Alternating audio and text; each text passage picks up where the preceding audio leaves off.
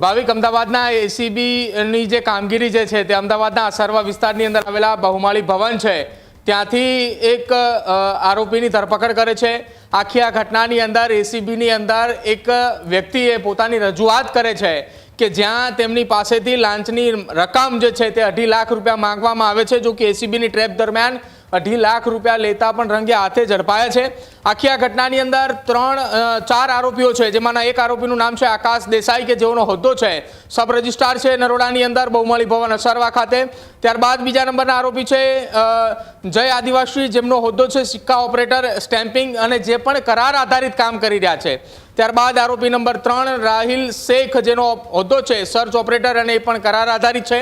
ચોથા નંબરનો આરોપી છે નરેન્દ્ર ઉર્ફે સોનુ કે જે એક વ્યક્તિ છે અને આખા આ કેસની અંદર જે ફરિયાદી છે તેમના દ્વારા ફરિયાદ કરવામાં આવી હતી કે તેમના આખી આ ઘટનાની અંદર મકાનનો દસ્તાવેજ કરાવેલો હતો અને મકાનના દસ્તાવેજની અંદર ક્ષતિ કાઢવા માટે જે આખી આ ઘટનાની અંદર દસ્તાવેજી પુરાવાઓ આપવાના હતા એ દરમિયાન તેમણે આ આરોપીઓ જે છે તે અલગ અલગ આરોપીઓ દ્વારા તેમનો સંપર્ક કરવામાં આવ્યો હતો અને તેમની પાસેથી રૂપિયાની માંગણી કરવામાં આવી હતી।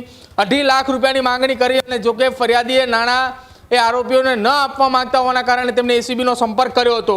હવે આ આખી કેસની અંદર કુલ એ 3 આરોપીઓ જે છે જેમને પોલીસે અટકાયત કરી લેવામાં આવી છે। 3 નંબરનો આરોપી એટલે કે રાહિલ શેખ કે જેમની હજી અટકાયત કરવાની બાકી છે।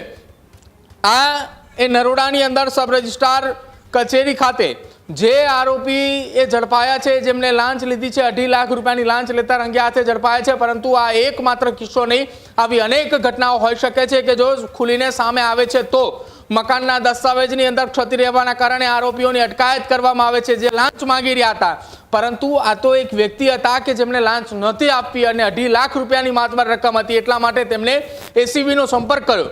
પરંતુ જો નરોડાના બહુમાળી ભવનની અંદર જો હજી તપાસ કરવામાં આવે તો અનેક ખુલાસાઓ થાય તેવી શક્યતાઓ છે અને જો એ તપાસ એ બહુમાળી ભવનની અંદર છેલ્લા કેટલાક સમયની અંદર થયેલા દસ્તાવેજો, છેલ્લા કેટલાક સમયની અંદર થયેલા એ સુધારાઓ અને એ જો તપાસવામાં આવે તો એસીબીના હાથમાં બહુ મોટી સફળતા મળી શકે છે।